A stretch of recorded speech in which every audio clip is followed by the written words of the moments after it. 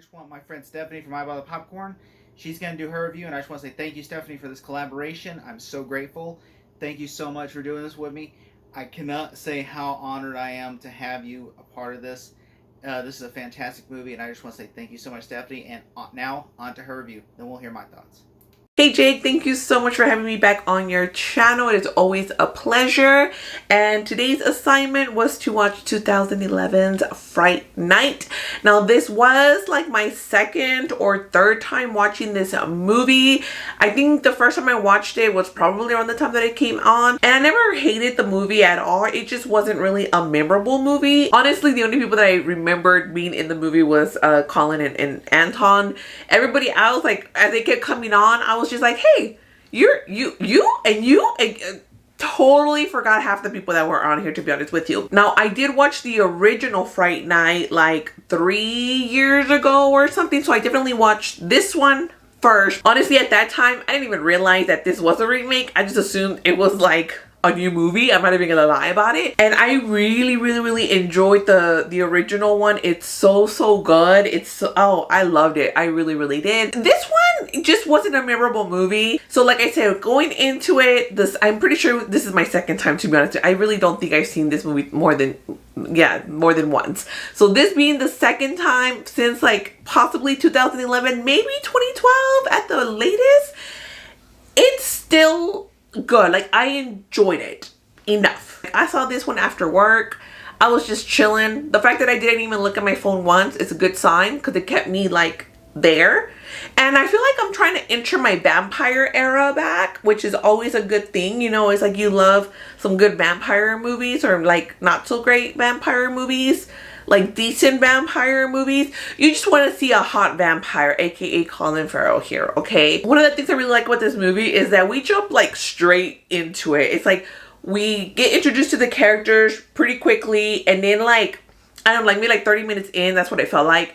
We're like, oh, your neighbor, he's a vampire. Like, I've been watching him, we've been observing him with me and my friend who's now missing. Don't want to watch the original, because there are people that, you know, they're not jiggy with the OG ones, the classics, because everything's outdated or whatnot. Then definitely you can check this one out if you must watch something that's up to date, that's more modernized. Obviously, being the spooky season is like the perfect time, but then again, if you're in your vampire era, maybe you've never left the vampire era, maybe you've just never checked this one out because you're like, you know what, I'm good with the OG one. That's great. At the end of the day, it's a decent vampire movie that I think it's worth the watch, but just know that you won't remember it, more than likely. It's like a good after work kind of like decompressor, one you can really just kind of shut your mind off. Again, perfect for the spooky time of year, perfect if you're in your vampire era. So those are just like my general like overall random thoughts, just kind of like thrown at you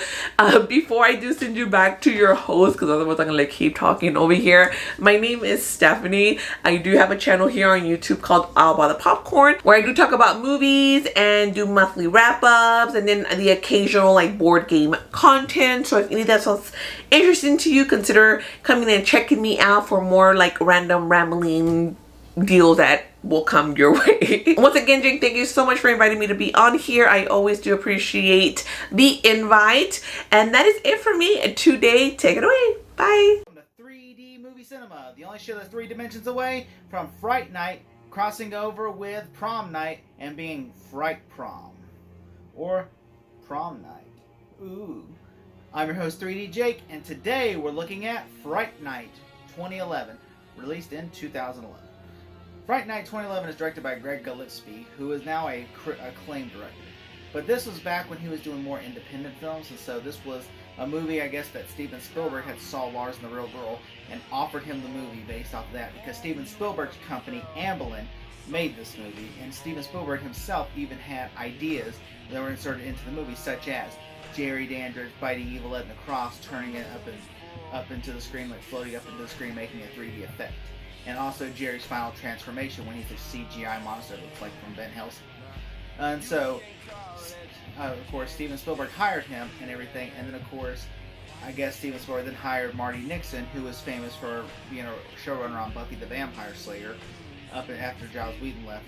And so she wrote this movie. And in fact, there's even jokes and nods to this movie, of course, where there's even, of course, when they talk about like making fun of Twilight and stuff like that. Also, she has a thing where she makes a joke about, like, in Buffy, there's a joke about Spike, how if they don't invite Spike into the house, they'll just burn it down. Well, they do it in this movie, so so yeah, this movie is fantastic. I mean, this movie shows where everything falls into place right. There is one occurrence, that you get everything gets right. I mean, most remakes are terrible. Like, you know, I mean, the Nightmare on Elm Street remake is not good. You know, obviously, there's a lot of remakes like the Amityville Horror movie that's not very good, and so we just have all these remakes that are not very good. And so this movie is a good remake. Like, there are a couple of remakes I could probably name off the top of my hand that are actually good, like Texas Chainsaw Massacre 2003. I like the Friday 13th 2009 one, and I know some people do, some people don't. And I would say probably, you know, Dawn of the Dead. You know, those are probably the only 3 good remakes. I'm sure people say, what about, you know, what's it called, remake, the Hitcher remake, or, you know, Halloween 2007 or something like that. And I'm like, I like elements of that movie. I think some work and some don't, but all in all, it's just another remake, you know. But as for this movie, I think it's a perfect remake. I love the 1985 film. The 1985 film is perfect, okay, to my opinion.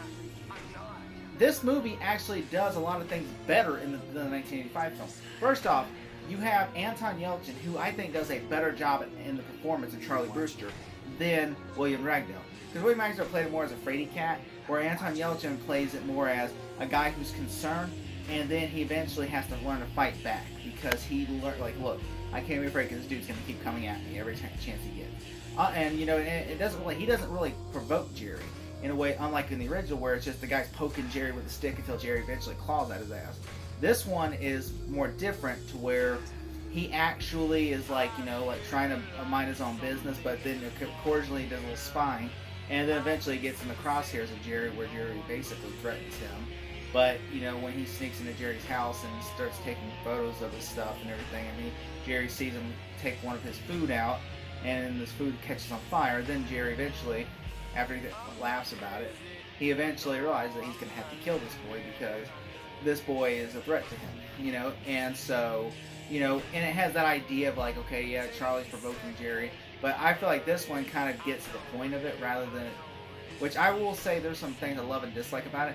I love the cast. The cast is great. I think Anton Yelchin is fantastic as Charlie Brewster. Colin Farrell, perfect as Jerry. Even though I think he plays it more like the shark from Jaws. Like they say, he's like the shark from Jaws. He is not like a lovesick guy. He's not like, look, I won't kill you. No, he's gonna kill you. If he finds you as a threat, like at the beginning of the movie, he murders an entire family because the little boy was taking video of him at night. So then he just goes and murders the whole family. And the little boy hides under the bed with a pistol. And then Jerry finds the little, like, you know, the little thing to lock on the gun. And then he just basically throws the bed up the wall and grabs the boy to kill him. I'm like, he doesn't play. Like, he does not play at all. He's just like, I'm going to kill you. That's just plain simple about it. I'm going to kill you. And so that just is how it is. Like, you know, and Jerry eventually, you know, goes after evil Ed because Ed is, like, spying on him. And he goes after Charlie and burns his house down just to kill him. I mean, there's things I love about this movie that does it so well. I mean, this movie even has a music video tie-in by Kid Cudi. Play the clip. I know that something is strange here. I can sense it, but no one believes me. See? Ain't that crazy? That's crazy. Kid Cudi does a music video with it.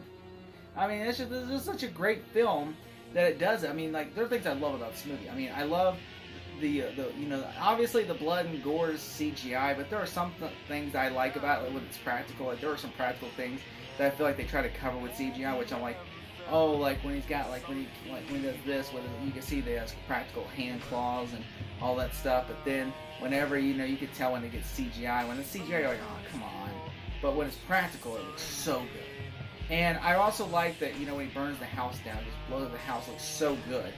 You know, and that just to me looks so well done, especially when he throws the dirt bike at the house and they chases them, you know. I mean, that's obviously, you know, like, obviously there are some things that, you know, work and don't work. Like I like that, you know, they made, instead of him having like, you know his, you know, like his Renfield, they make him have a, like, you know, he just does everything by himself, and how he's basically like, it's the opposite of Chris Sarandon's Jerry, where he's basically digging up an army. He kills people, turns them, and then he makes more of them, and it's like breeding grounds in a way. And it's terrifying, especially in the third act when they're in the basement. It's awesome. I just love that, like how they're like, him and Peter Vincent are just killing vampires left and right. And it's like they're so deep in the ground, we have to shoot up in the attic just to get sun, because the vampires are going to turn, when they bite them, they're going to turn them. You know, because it's like an infection, and I think that's so great. And how you have to kill the head vampire for the infection. You know, I mean, I love the third act, man. Peter Vincent's great. David Tennant plays like he's a prick in the movie, but it's so funny. Especially my favorite Doctor Who is playing the opposite, which you would think that he's gonna play like Rhodey McDowell. Instead of, he plays just an asshole. It's just like, he's just so funny, where he's just like, he just has so many funny one-liners where he basically, like, there's one thing I love, the line where he says, when he's like being serious, he says, "Get the F out of my house," or whenever he's like, and then where Charlie asked him after Jerry takes Amy, he goes, he says, if we're supposed to stake him, how are we gonna get close enough to him? And Peter's like, he just says the F word. He's like, well, because he's like, didn't think of that. You know, I think that's so great. I mean, there are some like plot issues in this movie. Like, for instance, how would Jerry be able to, like, Jerry know where they went to Peter Vincent's house? How would Jerry know that? Also, how would Peter Vincent find Charlie at Jerry's house? You know, I mean, maybe Charlie told him he's going to Jerry's house, maybe. But, you know, and also, I just don't see how, like, Evil Ed and Jerry both knew that he was at Peter Vincent's. I just don't find that. I mean, maybe you could try to put to reach and say, like, they found the van because the van was parked or something. I don't know. I just found that really hard to believe how Charlie and Amy went to Peter's place, and then Jerry and Evil Ed showed up there. I just found that really hard to believe. I also found it hard to believe how, you know, like, Jerry, you're in Jerry's house, and he's a vampire that can smell. That's how he tracks you. Why wouldn't Jerry just kill Charlie then? Why would you sit there and play cat and mouse with Charlie? I mean, I just don't understand. Like, you know, somebody else is there. I mean, that's what I just figure. You know, and also, like, why, you know, like, why would, you know, why would Jerry, you know, try to, you know, why wouldn't he spread it out and have kill people over here, here, and here? Why do it there just in case somebody burns your house down? You're screwed. And also, like, you know, like, everyone that seems like he comes in contact with, he kills. Why would he even threaten Charlie? Why just not kill him right then and there? You know, I mean, maybe if he would have gave him the beer, let him in, he probably would have killed him then. But I don't know. That's just me reaching and stuff. And also, I just think that, you know, like, you know, there are things in this thing I don't like where it's like, I feel like it kind of rushes. Like, it's kind of like it's A, B, C. Like, you can probably watch the movie in under an hour. Versus, like, the other one, I feel like, even though it is about the same length, I feel like it builds it up, rather than the remake feels like, alright, look, he found out Jerry's a vampire, alright, now he's going to Peter Vincent, alright, now Jerry's going to attack him, alright, now let's, like, you know, it feels like it's just doing things in reverse in a way, but it does, like, okay, it feels like it's a Monster Mash version of a remake, but it does it well.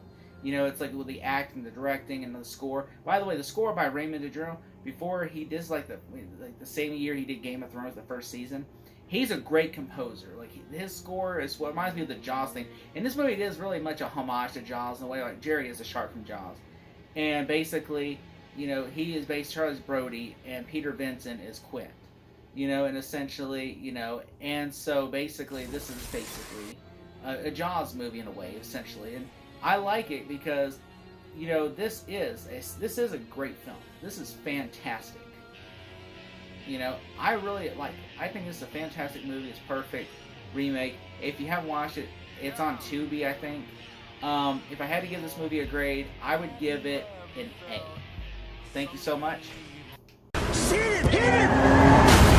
Did I kill him? Hopefully.